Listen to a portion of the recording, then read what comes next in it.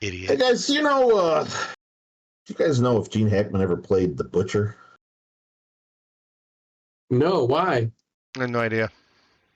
Because he's hacking, whacking, and smacking.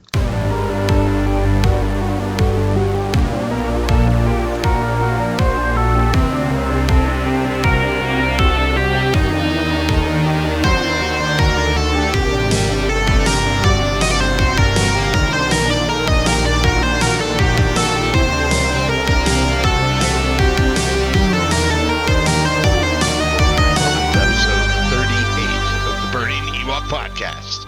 I am your host, Justin Granz, and with me as always, me, Chuck. Hello, everybody. And Dan. How's it going, gentlemen? Another week. Pretty good. See, Thursday. Dan's already drinking. He's sipping away at his untariffed Modelo. Good for you, man. Modelo, yep. Yeah, it's a decent beer. It's going to be switching over from Modelo to Yuengling, since we can buy Yuengling here now in Illinois. Okay. Hey, so we talked a little bit last. Did we talk at all about Gene Hackman last week? No. Or did it happen like the day after? Yeah, it happened right after. Yeah. So yeah, I think it was right after, or we might have touched on it just a teeny tiny bit. Yeah. So one of the cinematic greats has left us in a very mysterious way. Yeah. We're just gonna do a little homage to Gene Hackman. We want to talk about the great Gene Hackman. I think each of us had a list of 5 movies that we just wanted to give a shout out to. And Chuck, you said you want to go first, right? Yeah, I'm gonna start. Big fan of Gene Hackman. Love them. So these are my 5. I'm gonna just burn through them real quick. We can discuss them if you want. All right. This is a movie from a long time back. I don't know if you guys will remember it. A movie called Raising Cain. Then he was in a movie called Memphis Belle. Then a movie called Pet Sematary. I don't know if you guys have seen that one. Mm-hmm. He was the bad guy in Cliffhanger. And he also played Lord Farquaad in Shrek. Those are my top 5. He was Lord Farquaad. That was John Lithgow. I was like, wait Lord Farquaad. John Lithgow was Farquaad. Yeah.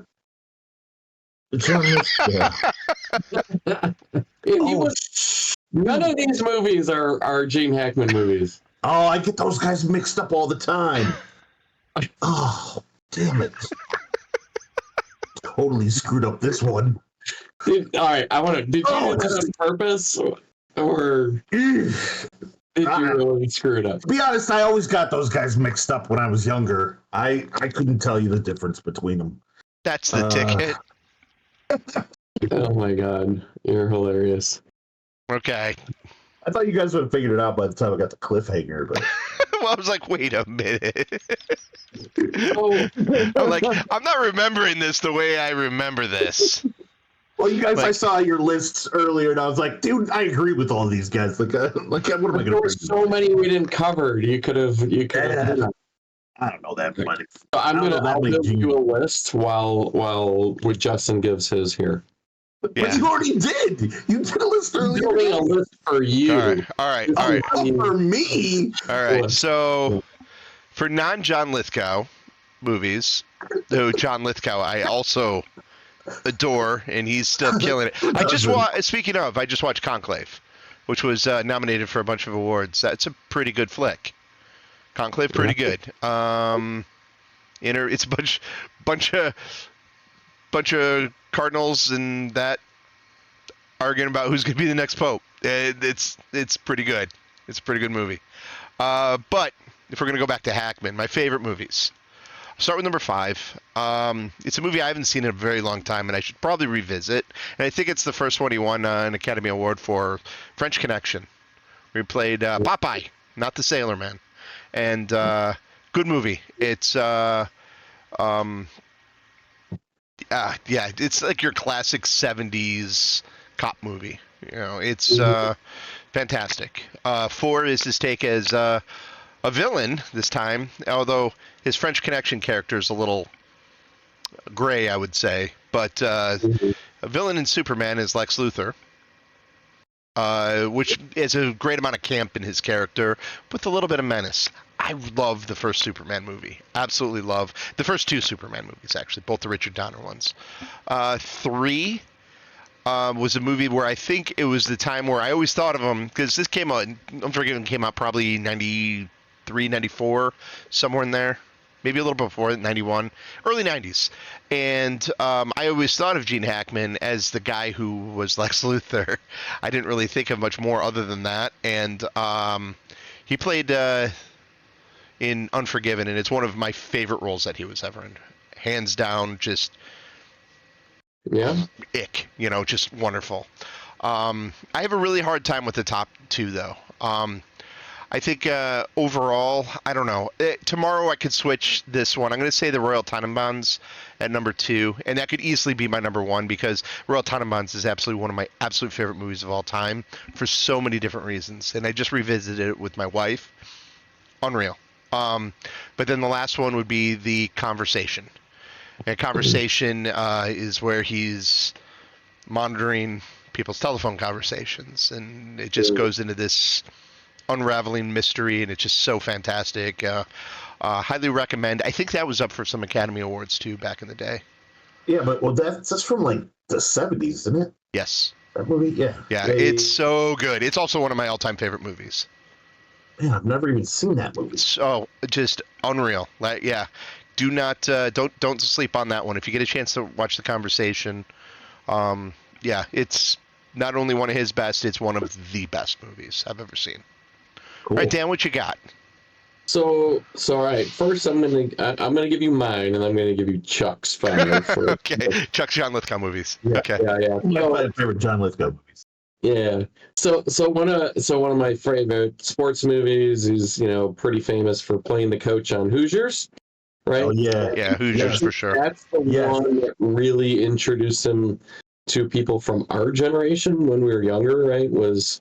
Yeah, and I would say that's what I would think of him. That's so Unforgiven was like the big change because that's other than Lex Luthor, I had Hoosiers would be the other one. Dan, good call. Yeah. Really good one. So and then another one from our later on in our generation, Enemy of the State with Will Smith.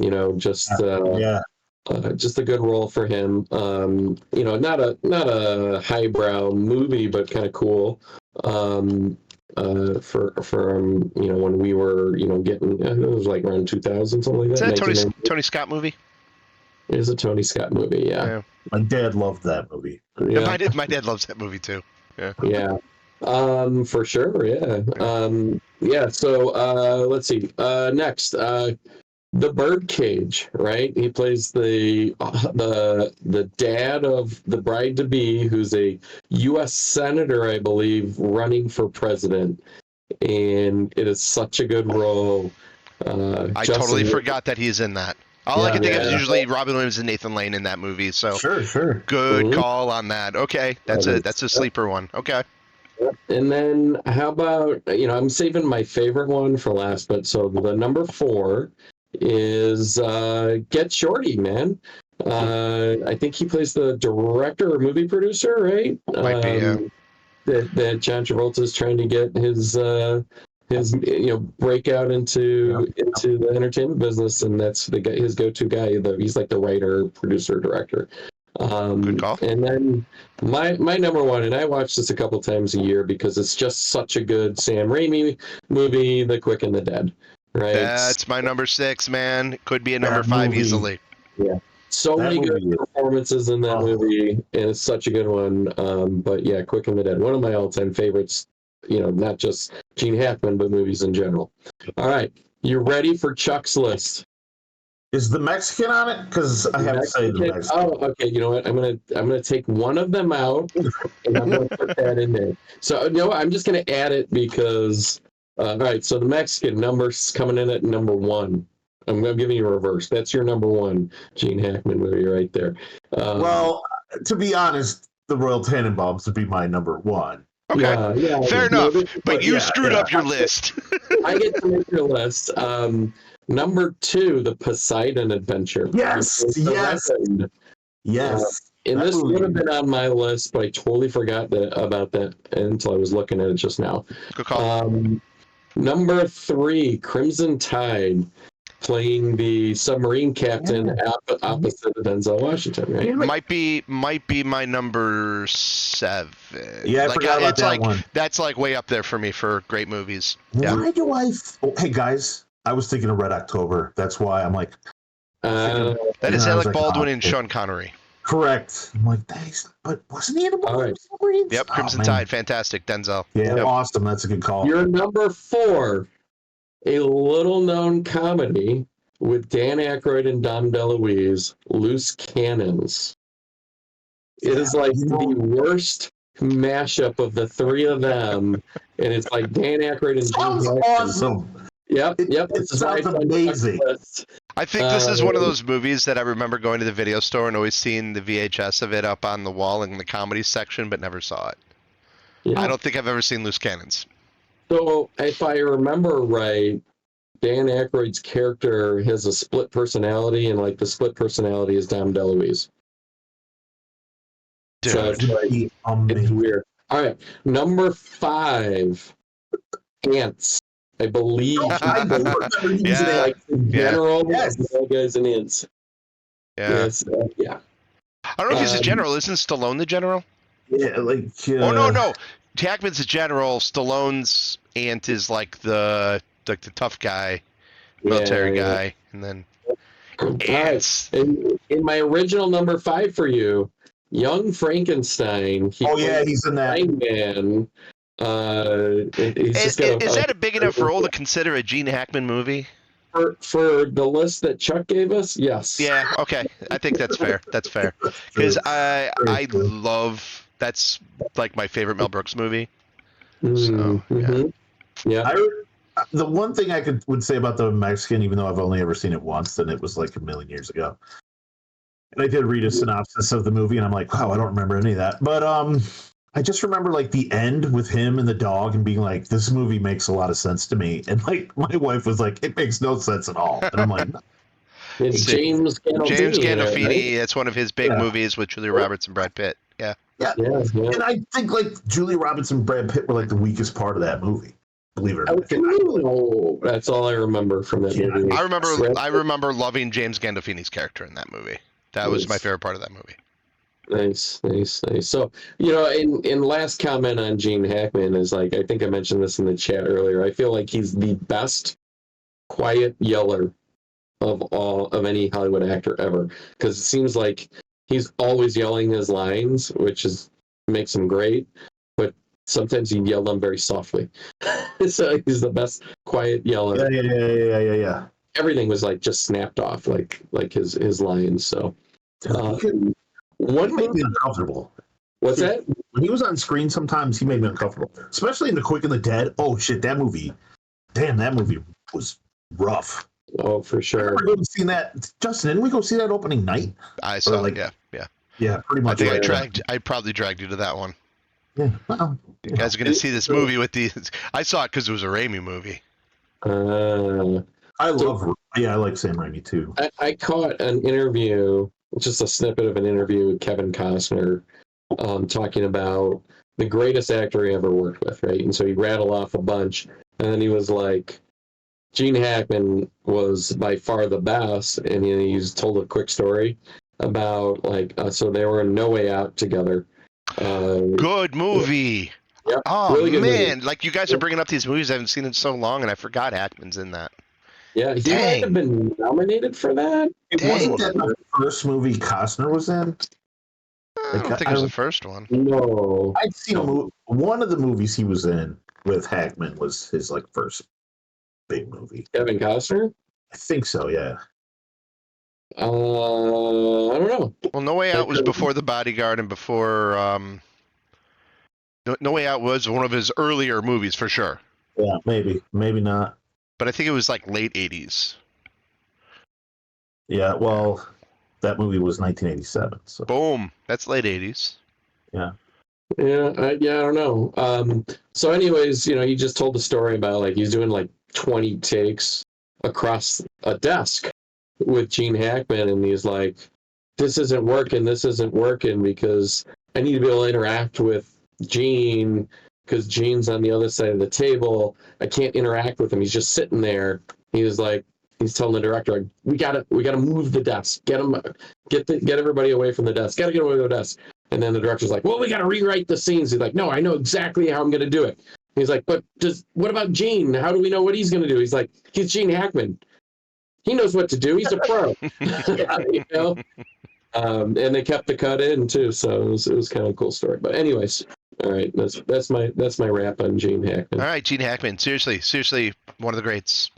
Yeah, it sucks. I know he has done a movie in 20 years and everything. Great life, 95 years old. I mean, yeah. It's not like it was like a serious tragedy or anything, but if anything, it makes you go back and look. Like, I want to go watch Quick and the Dead now. Yeah, reminisce. I want to show my kids Quick and the Dead because it is so fun. Yeah. Man, I can't remember the last time I watched Unforgiven. The French Connection.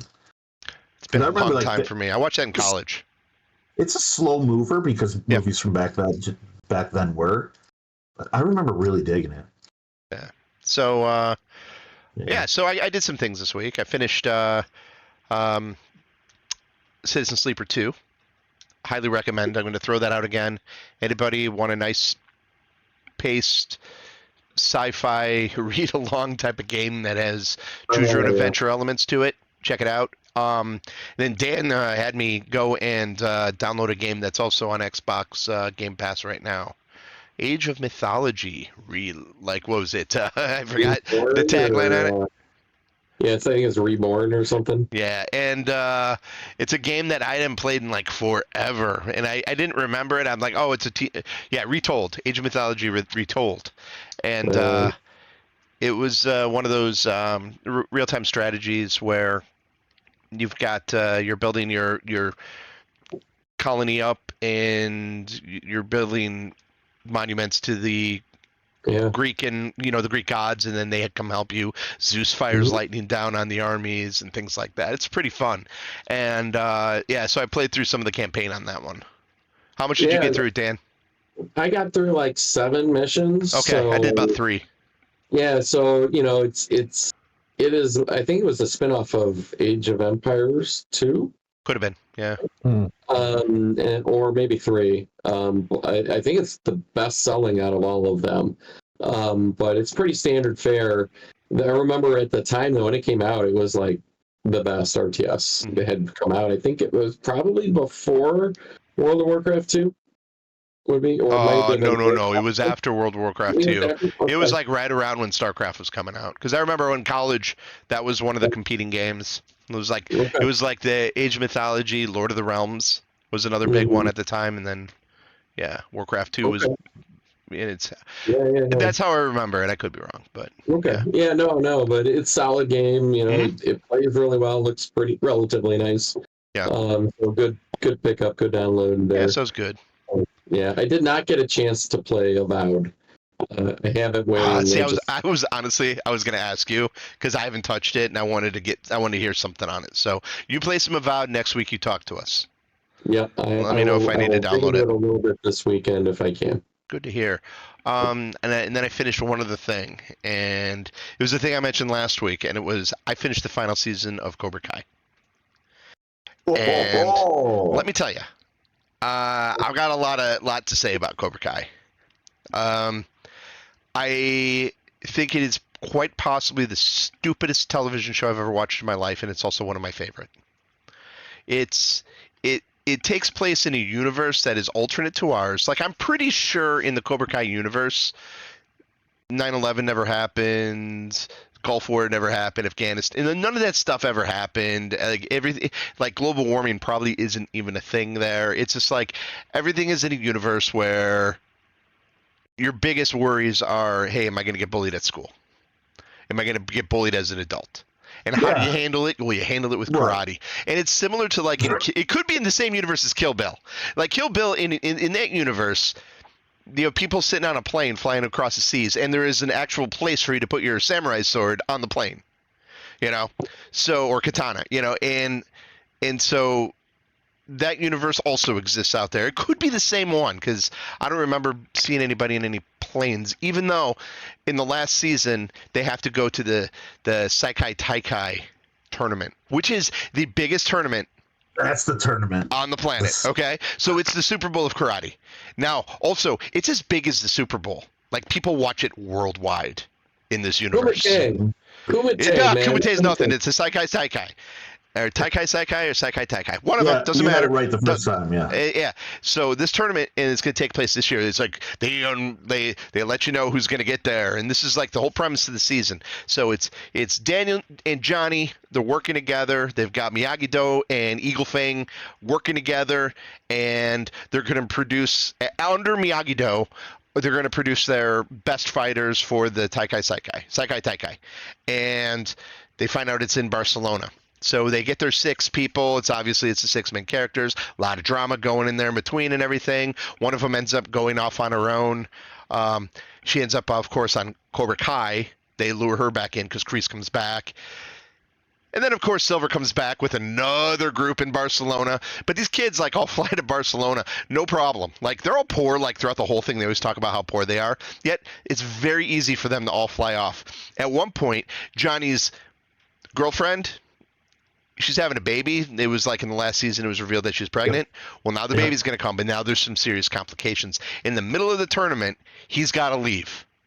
He leaves with, her son also. I forgot his name. Guy with curly hair, Blue Beetle guy. They go back to America. They get there. By the time they get there, she's fine. Everything's good. And she's like, go kick their asses. Go back. So they just fly right back to Barcelona for the next day to get to the tournament on time. It's like that type of thing. Lag. No jet lag, no nothing. They're just there. They're fighting.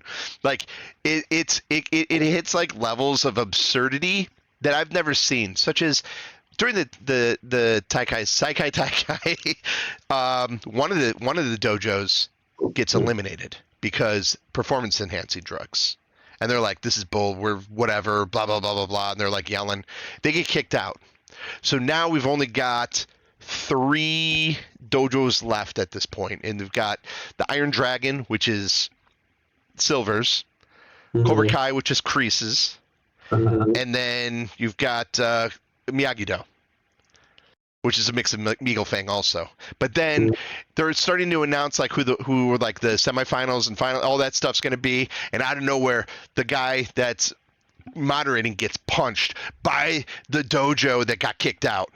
Oh no! This is Lands awesome. him, knocks him out. Everybody's watching this across the world, okay?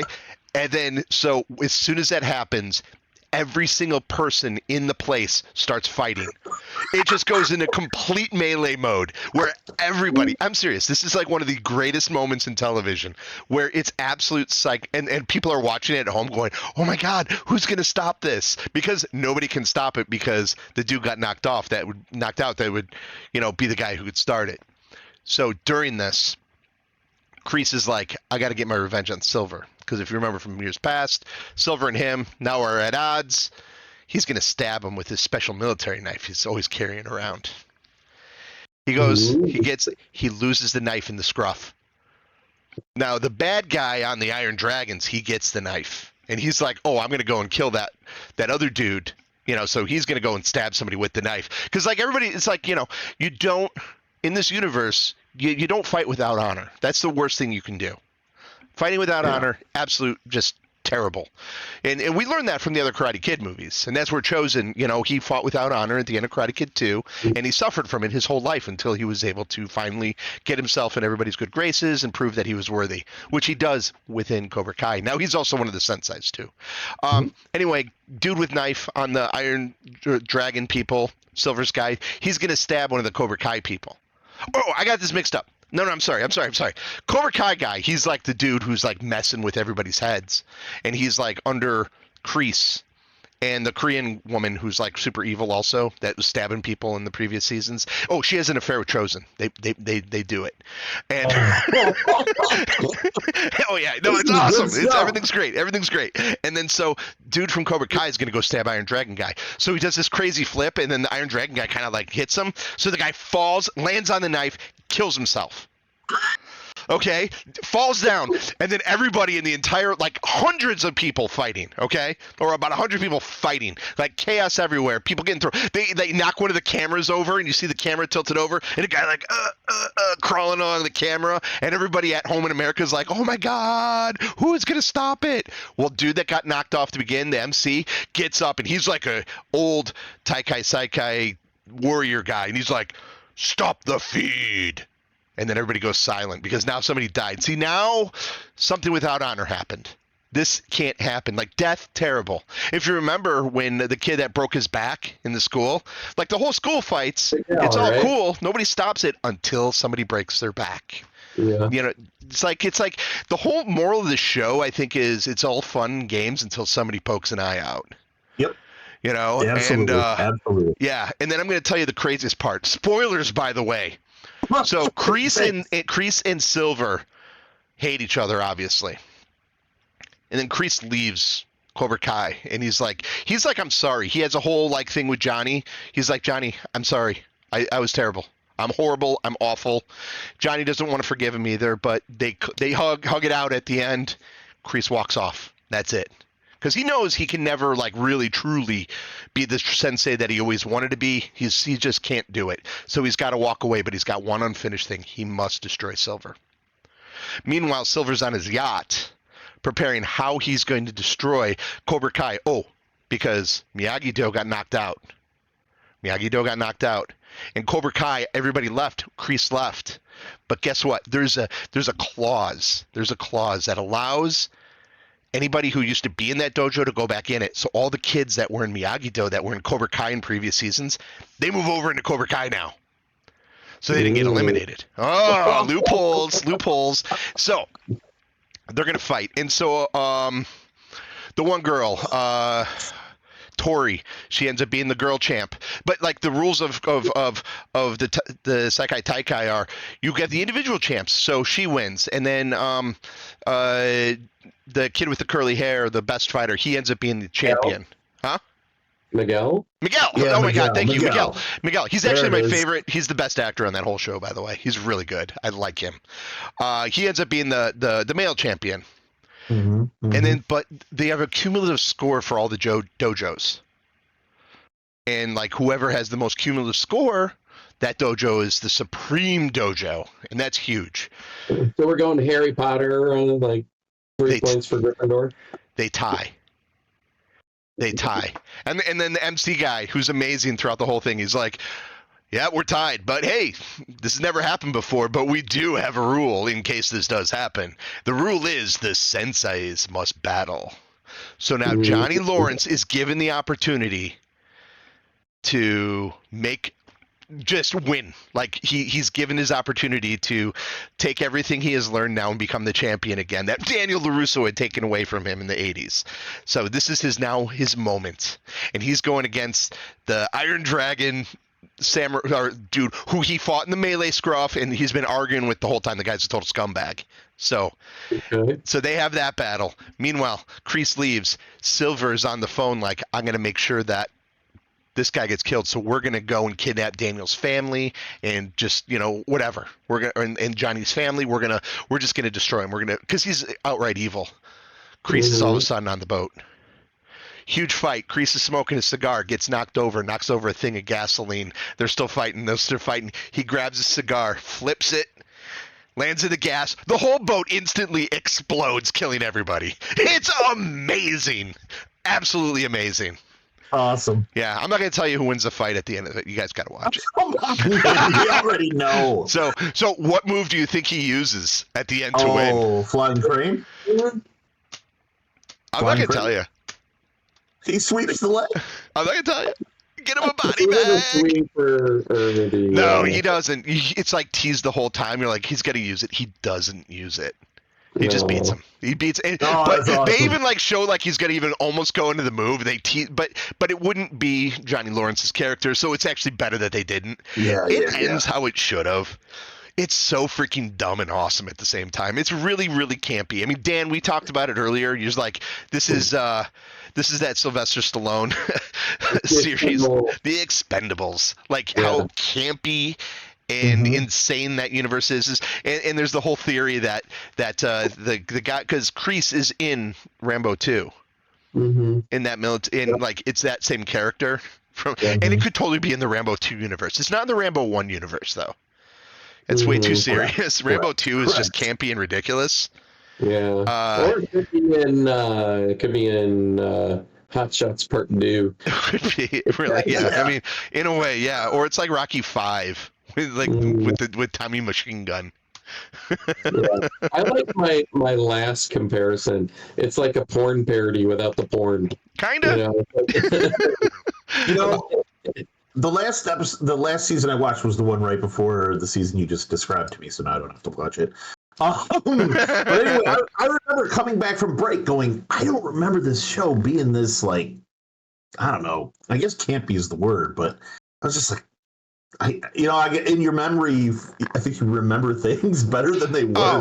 No, it's like every single fight like brings out the melodrama. So it's like the one girl's dating the one kid, and she's in the fight, and then they're having a real fight like outside in the relationship, but on the field, they got to focus. But they're having the fight. She's doing good, but then she sees over the shoulder of her enemy, her boyfriend's there, so she's like, and pauses and then point. It's so dumb. It just happens so often. Yeah, but happy ending for everybody, I guess, for the most part. Yeah, I guess. Also, all those kids were like in their 30s. Totally, they're all like 30. Yeah. It's it was a trip. All right. Well, let's talk about some more martial arts here. Sure, let's do it. Fly over to Daredevil. Yes, I just watched. Okay, so Dan, me and Renee, we just watched the first episode because you guys wanted to talk about it. So I was like, we got to watch this real quick. And this was a show that existed before, right? This is like a rebirth of an existing. It is. So I think it was 2013? Approximately. Was it on after or before Jessica Jones? Daredevil was the first. Okay. Daredevil season 1 came out, then Jessica Jones season 1, and then Daredevil season 2. And then I think Punisher and Jessica Jones, and then Iron Fist and Luke Cage.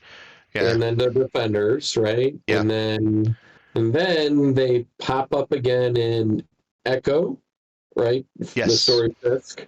Oh, no. The story, I would say, actually truly starts with Hawkeye. Hawkeye, okay, yeah. Yeah. So Hawkeye, then Echo, and then they pop up again in what, Spider-Man? Spider-Man 3, Matt Murdock has a 2-minute cameo as one of the lawyers in there. Yeah. And that was his first official in the MCU like little thing. Like, oh my god, Charlie Cox is in it, this is great. But they didn't really announce anything until She-Hulk. Where he plays he's in She-Hulk for an episode or two. Lawyer, right? Yeah, he's out on the West Coast representing somebody, and they meet. Yeah. So, Chuck, did you not watch the original series? No, I didn't, but I kind of knew of it a little bit vaguely. So this episode did not hit you as hard as it hit everybody else. Right, exactly. Yeah, so, I mean, honestly, this episode starts out, and they're like, you didn't watch it? Like, I have made the argument all along. Like, people are like, hey, can I just watch one of these Marvel things? I'm like, yeah, you'll watch it. You'll catch it right away. And now 2 things in a row have come out where I think it is total BS, and you have to have some background in. Captain America Brave New World, you absolutely have to have some sort of knowledge of what's going on. This also, I think, helps to have some knowledge of what's going on. I don't know. I picked it up right away, like who the main... You could pick it up, but I think the emotional beats in it are lost, as Dan was saying. Yeah. Right. Yeah. So, spoiler alert. Oh, we're talking spoilers. Spoilers. Right.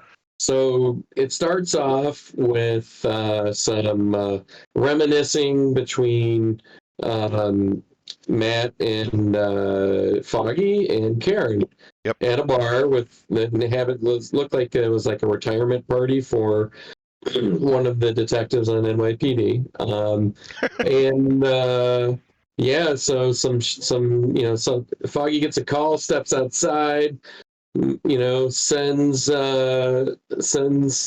Matt off to go rescue a client, which turns out to be a ruse.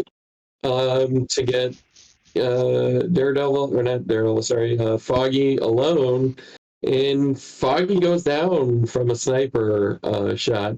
Does that bad guy, does he have a comic book basis other than... That is Bullseye. Bullseye's like, that's Bullseye. That's Poindexter. Dex Poindexter.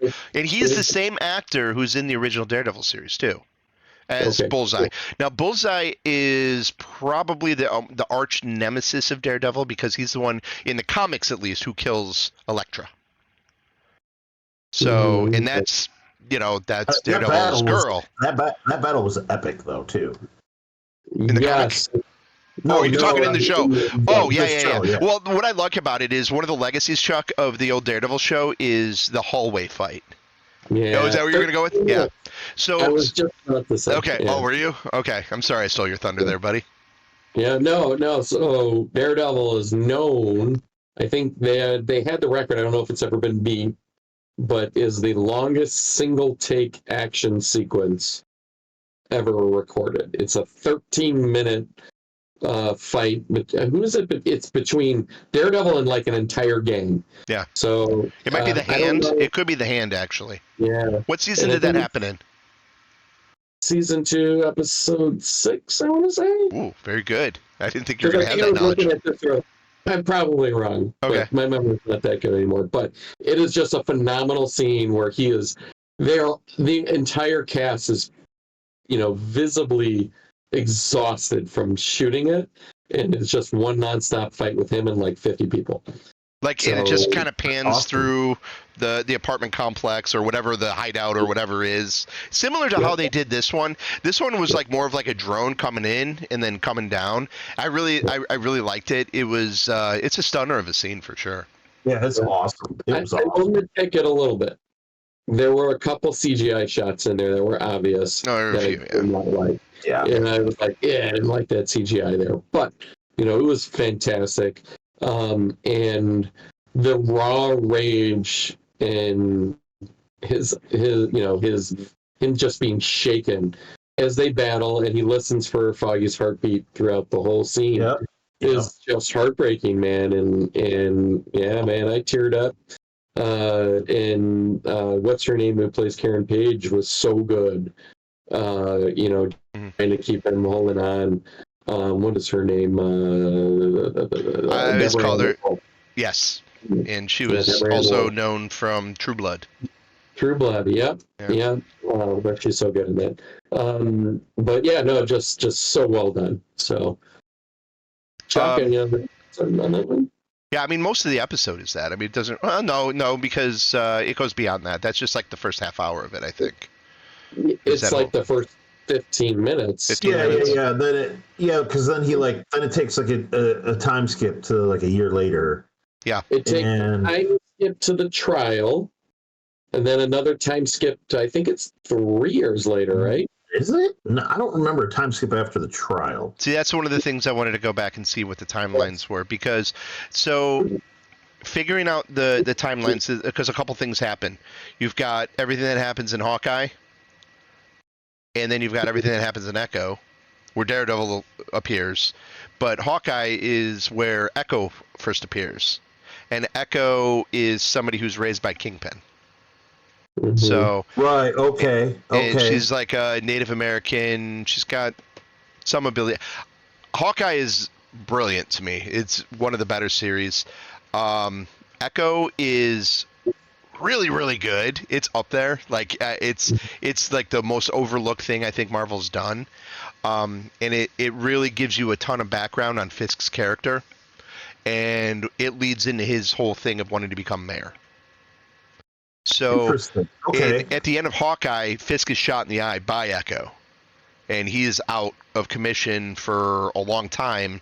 And I was trying to kind of parse out okay, where did this fall? Then where did Echo happen? When he comes back, he's going to get Echo, and he's just trying to bring her back in, like, you're my daughter, basically. But it's Kingpin, he's scum, and she realizes that, and then the gangs are killing everybody, blah, blah, blah, blah, blah.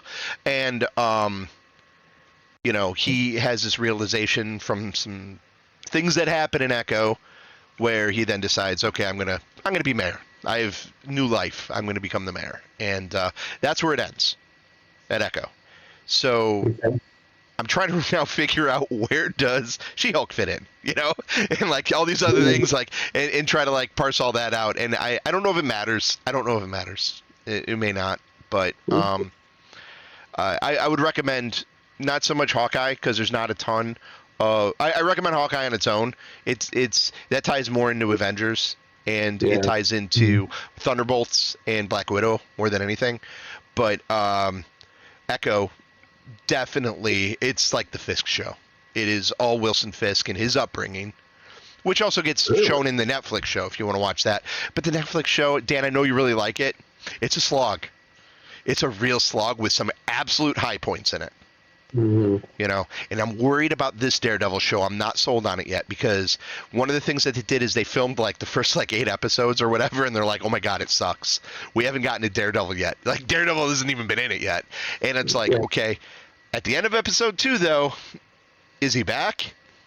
Am I going to see him?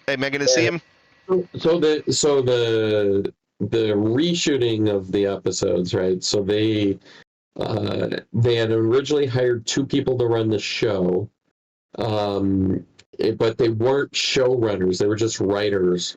And it was like Disney was getting rid of showrunning, and this was like during this right after COVID.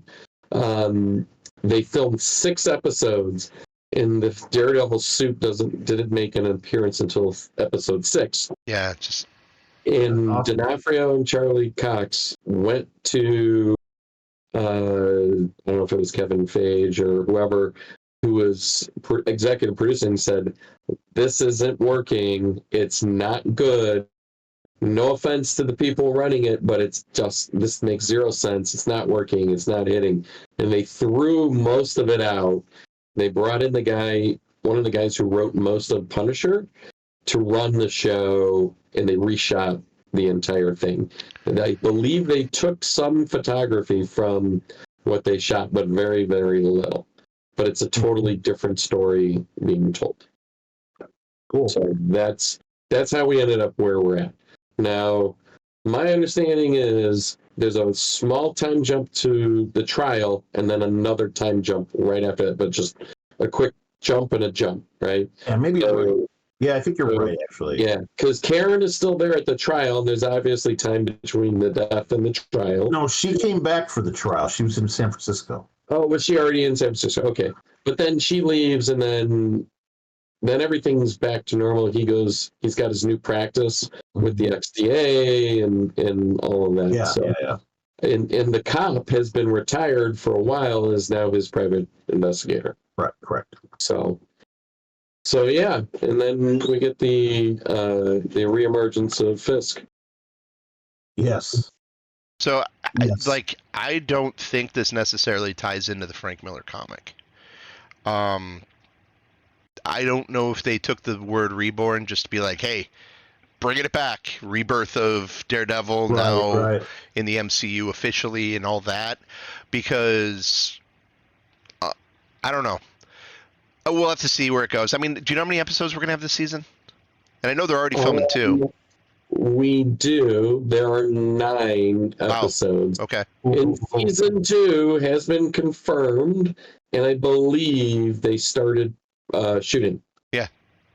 So awesome. They felt strongly enough about the reshoots to greenlight season 2, and it's well on its way. So that's really good. Hope so. I hope.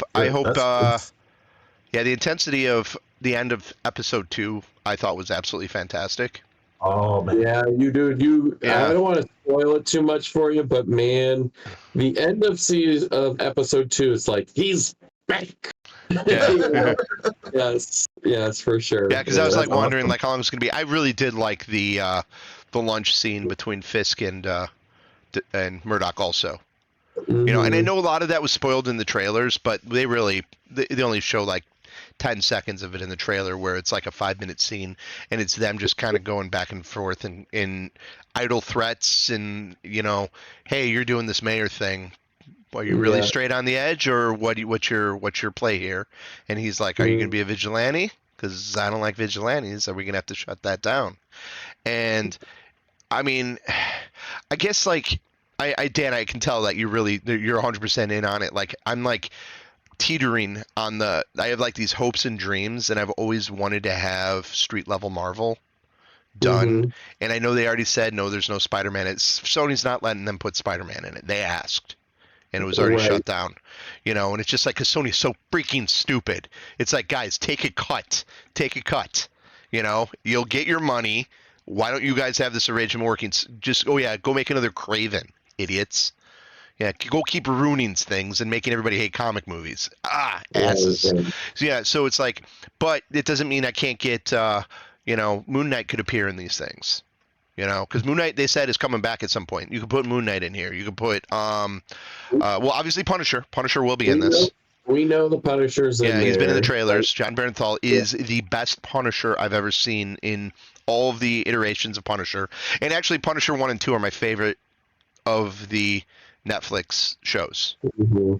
I absolutely love Punisher. Used to be my favorite, and a lot of like stupidity is like co-opted, like the Punisher logo and things like that, which doesn't stand for what the Punisher stands for at all. Like they don't get what the Punisher truly is. I mean, it is vigilantism.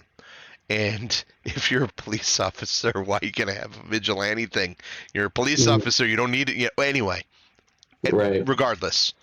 Well, we already know we got White Tiger, right? And White Tiger is a great grab. That's a deeper cut for sure. First Latino Marvel character. First ever. Latino. Yep. Appeared, I think it's a Black Panther originally, but then moved to like street level New York stuff. Mm-hmm. I mean, unfortunately, like most, I really like bring back Jessica Jones, which she landed in the same city they were filming Daredevil season 2. She was seen, but apparently she's filming something else. Was the real story? Oh, well, you never know. So actually, yeah, I might take it back. The Punisher 1 and 2 might be my overall like favorite series, but the first season of Jessica Jones is maybe the absolute most intense thing I've ever seen of all the Marvel stuff combined. Is Luke Cage introduced in Jessica Jones season 2 or just his own series? He's introduced into Jessica Jones and then he gets his own series. Yeah, and he is like 1 or 2 episodes in Jessica Jones season 1, I think. Okay. And then he leaves because they're like, yeah, this isn't working. Because they get married in the comics, they're like always together and everything. And but so guys, for someone like me who wasn't into the comics, all right, wasn't into the comics either. No, I only know this through the Netflix series. What's the draw with Daredevil? Because he seems to me to be like kind of like a Batman ripoff. He's not like, I mean, he's blind. I don't know. What's the draw? Like, why do people love? Because he's Catholic. Daredevil is part of it. Mm-hmm. Because he came out in a time where Hell's Kitchen was like a terrible place in New York. Sure. So he's the devil of Hell's Kitchen. Daredevil. That's where it comes from. He's also deeply rooted in Catholicism, where his character is constantly struggling with his faith, which is like an excellent. And so he's in, and I haven't seen that in Born Again yet. In these first 2 episodes, he has not been in a church yet. Was he? Dude, there's a scene in episode 2, man. Go watch like the last 10 minutes of episode 2 again. You missed a scene. You must have been like grabbing a beer or something. I might have. Yeah, he doesn't go in the church, but there's a very profound scene. Like it's like a half a minute with him and a church. That's really cool. That's really cool. So he's got this so he struggles with his faith. But he's deeply rooted in Catholicism, and so he'll go into confession as this blind guy. He'll be saying things, and so there wasn't a lot of representation in comics for a Catholic back when this came out. So that is one of the things also that was like a draw for certain people, because it's like Marvel Comics is always, and I know I sound like a nerd and like what the hell you like all this stuff for when you're like it, but it's like to me like, and where some of my love of comics comes through is like the diversity, the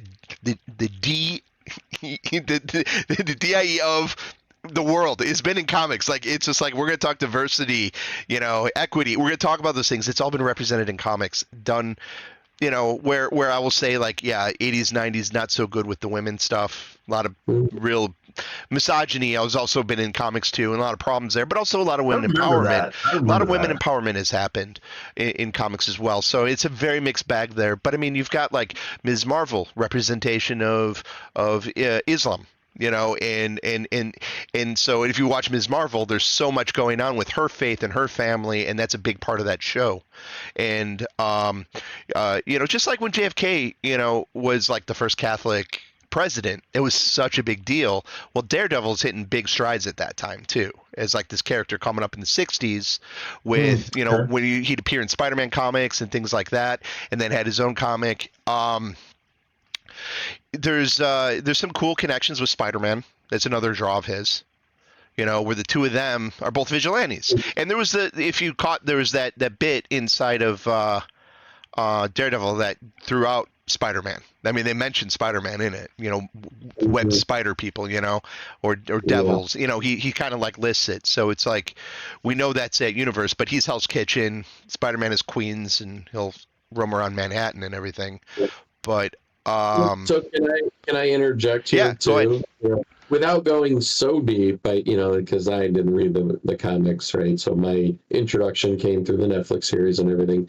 I think and if you could watch just the first episode of the original series on Netflix, and you kind of get the background story on him and how he gets blind because he wasn't born blind, and his relationship with his father, who was a boxer, Yeah. who kind of had his own kind of street justice code, as a boxer who was on the take, and through a fight, and him justifying it to put food on the table and all that. And so I think the dichotomy of him being a lawyer and a vigilante, and it's like he's going to try and provide justice through the right way as much as possible. That's like the angel of him, like the good side Yeah. of his conscience. And then when he knows somebody is innocent, he knows something else needs to be done, and nobody's doing it. That's when the devil comes out of him and takes over, right? Okay. So I think that's really the root of it, right there. I think that's the draw. And it's like I think I saw the original movie with Ben Affleck, which is just awful. It's not very I good. hated that. It's not very good. Yeah, I remember it not being very good. But Charlie Cox is just so good as He's wonderful. Daredevil, right? It was He's really so good. happy that they brought him back. Yeah. Yeah. The casting So was always phenomenal with that. And try not to watch an interview with him because I think he's Australian, and his Australian accent is going to ruin him as Daredevil for him. Well, or you can watch Oh, Stardust. no You can watch way. Stardust.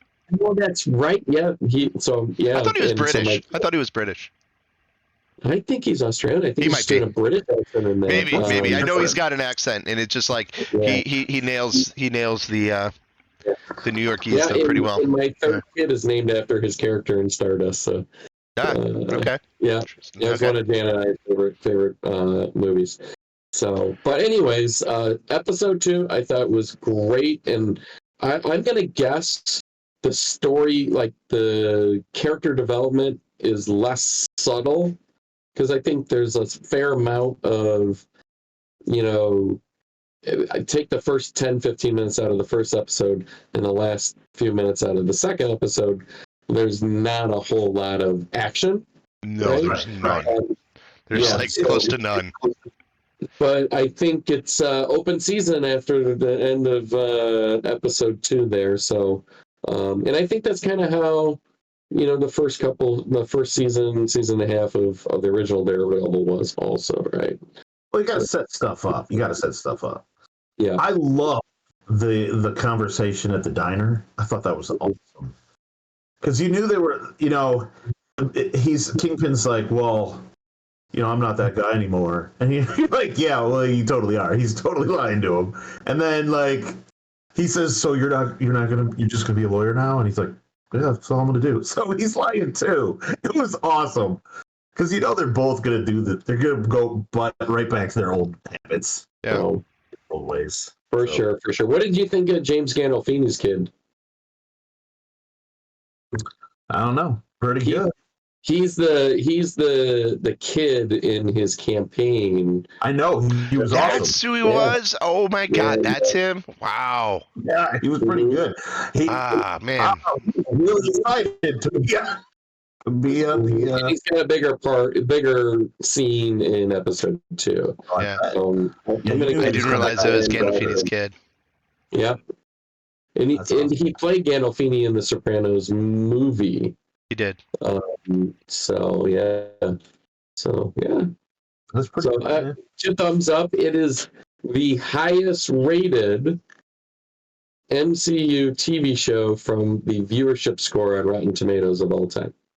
What was out Well, of that's for pretty viewership? So it's not. It's just over the first 2 Not the episodes. critics. The critics have rated it a little lower, but the audience score is it's the audience score is the highest rated. I was just reading a blurb here out of any of the MCU TV shows on Netflix or Disney Plus after 2 episodes. I don't want to be. What's the word? Piss on the parade? I don't want to offend anyone. I'm not going to offend anybody here. However, listen. So from a 30,000 foot level, I'm like, oh, okay, we got to represent for the blind people. Guys, blind people aren't reading comics. They're what? They're not reading comics. They're blind. Dude, there's Braille comics, right? I don't know. There are Braille comics. How do you trace? How do you do the ink? There's also novels, like Daredevil novels. I think Frank Miller has actually written Daredevil novels. There's like novelizations of Born Again and what's the there's I got a couple of the trades upstairs. I should read those this week. I'm joking around anyway. Yeah. There's episode 1 when he's got the suit on. I know the auditory stuff is there, but they don't really. He doesn't really. It doesn't really go into his radar mode much in the display of the fights or anything. So that's a part you're missing, which is really freaking cool. There's like 1 or 2 episodes where it goes into how he can see. Oh yeah. Also, there's like echolocation or something. It's echolocation, basically. Yeah, that's cool. Yeah. So heightened and sensitive, like he can read, like because he can detect. On paper and whatnot. So when he's walking down the street, and I think it's episode 1, right, where he's walking down the street and he sees them throw down the newspaper with the title on it. It's like he gets annoyed. It's like because he can detect the print on the paper. It's not a handicap to him at all, except for like color. Right. And the really cool thing from the original series is when he explains how he knows how many people are in the building, because he can see and hear the heartbeats. Right. Mm-hmm. Yeah. I kind of got that in the fight that he was able to sense like all the stuff going on. That fight when he's sitting there and they keep taking their pauses and he's got like 10 knives in him. Yes. And he's just like, and he's listening for Foggy, and then it just keeps going on. And dude, that was amazing. That was amazing. Yeah. So I don't know if Bullseye is going to make a comeback, but one of the notes when he threw the paperclip and it killed the fly. Oh my God, that was awesome! Right away that it was Bullseye, and when he reached up on his hand, there was like the symbol of Bullseye symbol, which is usually like on his costume also. Right. So that was badass, dude. He just had the ski mask though, yeah, like I don't know, like find out how that all ties in together with the rest of the plot. It's got to, but yeah, and I guess like like he intended to kill him, and so like I thought he was actually going to kill him, like because Daredevil doesn't kill. Like I thought he was actually, because he tried to kill him. He yanks him off that building. He's like, kill him. Off the side of the building. Yeah, and hard. Like he gives him a little inertia. Like you're gonna hit that max velo, and I was kind of hoping he actually, like I thought if he actually killed him, it would have like given a little bit more depth to that, like his regret of doing that, of going too far. Where I Mhm. guess I don't know. I guess the intent is just as bad. So, Oh, he lost his best friend and his girl. Like, there was a lot more oh yeah, that no, Bullseye's a there was a scumbag. lot more trauma in one moment than just him going too far. Yeah. And I think Yep. anybody in that situation with that kind of emotion and rage I think it'd be very easy to just take that one extra step. Yeah. Mhm. I mean, I don't blame And him it for comes that. through with Charlie Cox's performance too. Yeah, hell So yeah. Yeah, Yes. it's pretty good. I don't know. Yeah. I don't know what they're going to do with. I don't know if they're going to do anything more with Karen Page or not. I I don't know. I gotta, She's a wreck in the comics. She's like always was. She's like drug addict and all these other things. I mean, she's not the same character that she is in the show. I gotta tell you, in episode 2, there's a scene with Vincent D'Onofrio where amazing. he's in. I'm not gonna spoil anything, but he's sitting there eating a sandwich, and he's talking to somebody, and he kind of stutters a little bit, and all I could think of was him in Men in Black as the Was that? bug. Yeah. 100%. He's the bug. That was he should, to be honest, you guys, and I don't know much of how the Academy works. He should win an Oscar for that role. I swear to God, he was a bug wearing human flesh. Like he totally pulled it off. Was he That's nominated hella for, acting right there. was Hella he acting. nominated for Full Metal Jacket? I don't know. I don't think so, but he could have been. I don't know. He should have been, right? Yeah. I mean, that was such a good role, right? As Pyle, Gomer He's Pyle, right? amazing. Dude, He's that's amazing in everything he does. yeah. He's been some really good stuff. He wasn't nominated for an Oscar. He was nominated for like a Film Critic Award or something. So, but yeah, man, Edgar the Bug. That's right, Edgar. Yeah. Edgar the Bug. And God, who's the lady that plays his wife in there? I always remember. Just taste. You want sugar water? Yes. Yep. Yeah, she's funny too. Yeah. Oh man! All right, good times. What else? We got anything else to talk about? Hey, when is there going to be a fat superhero? You know what I'm saying? You know what I'm saying? I want to be a superhero. Superhero. My wife's like, "What are you going to do? Eat people?" I'm like, "But that's." I'm trying to think if the Blob ever like has a good side to him in the X-Men. Right. He might. I'm sure he fought alongside. Fantastic Four is coming. I mean, Mr. Incredible. Yeah, he's kind of. Yeah, I guess you're right. He goes dad bod for a while. Yeah. Yeah. I don't know. What about Doc Ock? He's kind of chubby, isn't he? He's not a good. Well, he does turn it. Oh man, I don't know. I heard it's great, but yeah, Superior Spider-Man is Doc Ock, and I heard it's really good. I never read it, but he's not really fat though. There is a series of Superman where there's a fat Superman called 2-Ton Superman. That's great. That must be from the. Yeah, that's. There's a superhero called the Blimp. Hey man, if I could draw, And Peter Parker from Earth 10, Earth X, is fat. Well, that could be the one from Spider-Verse. Also, he's kind of dad botted out. He's got the kid. I'm gonna shoot you guys a link to this article I'm reading. It's the top 11 fattest superheroes. Okay. That's amazing. There's a cell from a Spider-Man comic where it's Earth X, and in the background there's Spider-Man's belly buttons hanging out of his suit, and in the background is the thing. It's a great cell here. The Thing's in it, and Hawkeye's in Night it. Owl from Watchmen. Yeah. That's pretty cool, man. Yeah, Night Owl, yeah, for sure. Night Owl 2 at least, Blue Beetle. Oh my god. That is funny, dude. Woozy Oh Winks. yeah, Red Guardian. You could go with Red Guardian and Fat Thor. Yeah. Yeah, I guess you're right. Red Guardian for sure, yeah. Fat Thor. How do you know he's not dead? Really good. All right. Great. I All better right, just guys. guide. It'll be easier. Okay, that's it for our show. Hope you guys all enjoyed it.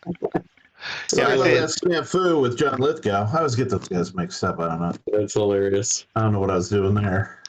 It took me a minute. Man. Next week, let's talk some more Daredevil. Catch up, Chuck. And if Hey, you we guys want got- to hey, we watch got- some hey. Echo, watch some old Netflix Daredevil, watch some Punisher, Hey. watch some. Hey, Severance, man. Yo, we got to talk about that. That show is off the chain. Okay, It's well, so since we finished Cobra Kai, that might be the next one we roll with Hurry because you in. Did we really finish Cobra Kai? Because I wasn't watching it. Were we watching that? I'm talking about my wife and me. Oh, okay.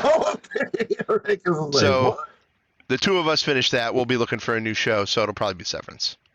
You watched the first season, though, right? Me and Renee, literally like in 2 days, we watched the whole thing. All right. Yeah. It was So amazing. season 2, we'll start covering next week. Yeah, we'll start talking Excellent. about. We'll talk about it alongside Daredevil. I think that'll work. Excellent. That'll be cool. All right. Yeah. Well, you heard it here, guys. Tune in next week. Bickety bam! Like, subscribe, mofo's. All right. Hit the Music. Cue it. Bye.